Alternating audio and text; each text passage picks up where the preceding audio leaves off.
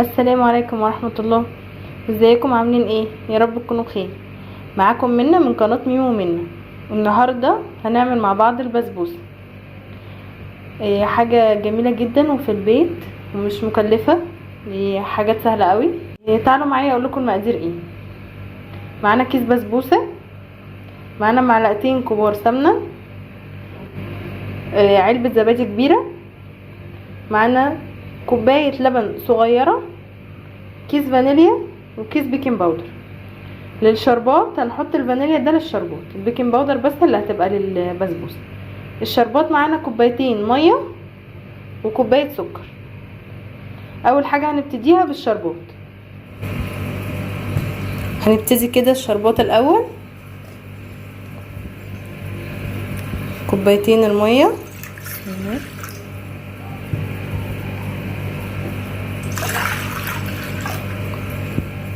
عليهم كوبايه السكر،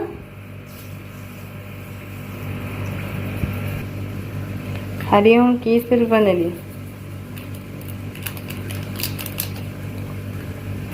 هنقلبهم الاول.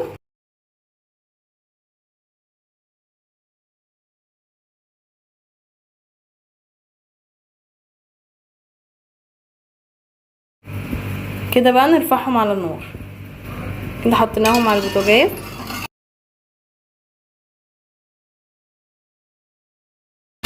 اول ما يغلي هنرجع لكم تاني. عقبال بقى ما الشربات يغلي هنعمل مع بعض البسبوسه. معانا ده كيس بسبوسه، هنحط معلقه كده بيكنج باودر،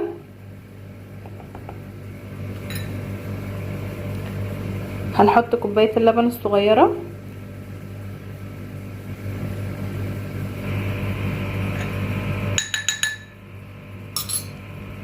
هنحط علبه الزبادي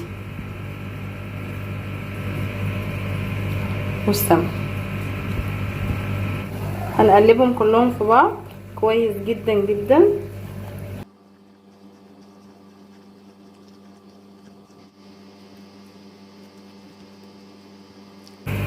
خلينا البسبوسه شربت الزبادي والسمنه واللبن بالطريقه دي.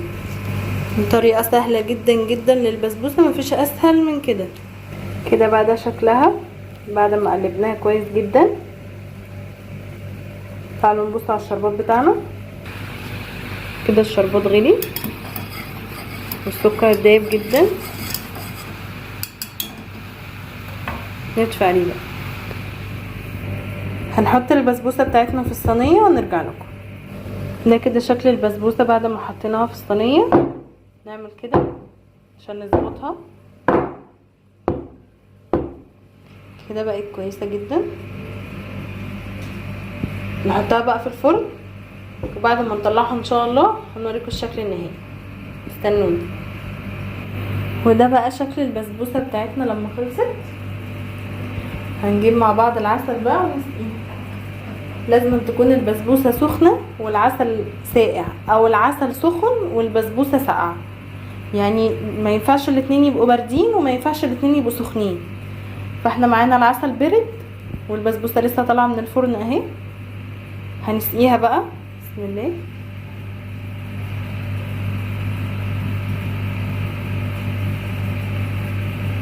هما كوبايتين الميه وكوبايه السكر بتوع الشربات بيبقوا على قد صينيه البسبوسه بالظبط.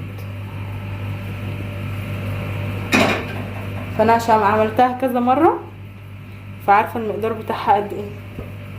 نشربها بقى العسل بتاعها. بصوا العسل اللي موجود ده دقيقتين بالظبط وهيكون اتشرب كله. نخليها بس تشرب في الحروف كده. بصوا كده. كده البسبوسه شربت العسل بتاعها كله. هنسيبها تبرد بس شويه وهنقطعها مع بعض. تعالوا بقى نقطع البسبوسه مع بعض.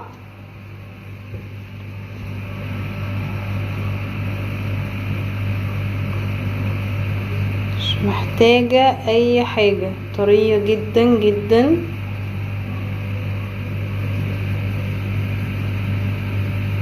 احسن من بتاعة الشارع واحسن من بتاعة المحلات، ممتازة جدا.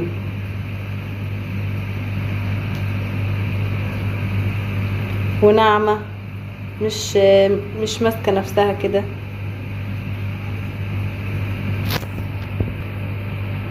البسبوسة معانا قوامها جميل جدا، بصوا ناعمة ازاي، تطلع ازاي، وما تقعد برضو شوية ان هي برضو هتمسك في بعضها.